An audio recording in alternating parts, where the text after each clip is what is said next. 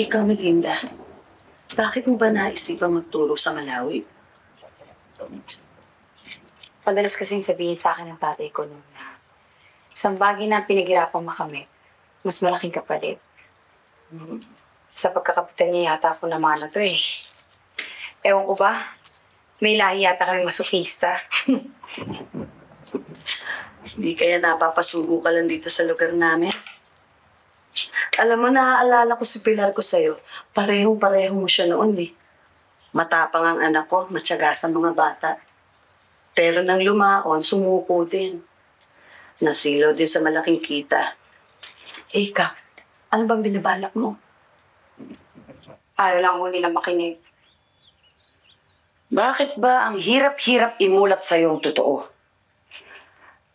Na wala ka namang magagawa, na wala namang mangyayari sa mga pinaplano mo, na wala namang talaga Teacher din na tayo, ma'am. Teacher. Madalas tayong pagreklamo na maliit ang sweldo, na walang bagong libro, na walang suporta ng mga opisyal, na biktima tayo. Pero anong ginagawa natin? Tayo nang bibiktima sa mga bata. Sa konting kapangyarihan na meron tayo sa kanila. Ano matututunan nila sa ganyang kalakaran?